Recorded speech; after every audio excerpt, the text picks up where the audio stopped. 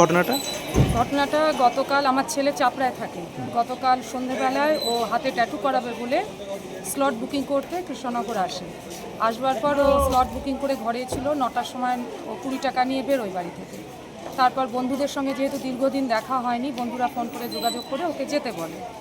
তারপর তো বেশ খানিকক্ষণ হয়ে যায়, আমি ফোনে পাচ্ছিলাম না। হঠাৎ করে রাত 11টা 10 হবে, সেই সময় ফোন আসে যে আমি হসপিটালে আছি, একবার এসো। হসপিটালে এসে দেখি ছেলের হাত ভেঙে গেছে, কনুই ভেঙেছে, কড়ি আঙুল ভেঙে গেছে, বুকে মারা হয়েছে, বুকেও কালশিটের দাগ আছে। তখন জানতে চাইলে বলে আমাকে গৌরব দত্ত এবং তার ছেলেপিলেরা আমাকে ধরে মারে, কারণ আমাকে বলেছিল যে আমায় অভিনব ভট্টাচার্যের র্যালিতে বেরোতে হবে, নমিনেশনের র্যালিতে। আমি রাজি হইনি, তাই জন্য ওরা আমাকে ভীষণভাবে মারধর করে। আমার সঙ্গে যে বন্ধু ছিল সে পালিয়ে যায়, আমি একা ঠেকাতে পারিনি সবাইকে।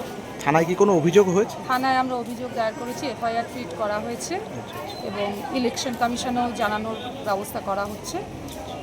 আপনার ছেলের নাম? আমার ছেলের নাম বোধিসত্ত্ব ভট্টাচার্য। বাড়ি? বাড়ি কৃষ্ণনগর, নেদের পাড়া। আর ঘটনাটা কোথায় ঘটেছে?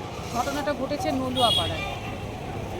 আমি প্রশাসনের কাছে অনুরোধ করব যেন এটা খুব শীঘ্রই সমাধান করা হয়। আগামী দিন যাতে ভোটটা নির্বিঘ্নে শান্তিপূর্ণভাবে হয়, প্রশাসন সেটা দেখুক এবং এই সমস্ত দুষ্কৃতীদের ইমিডিয়েট অ্যারেস্ট করার ব্যবস্থা। আপনার নাম? আমার নাম তুলিকা ভট্টাচার্য।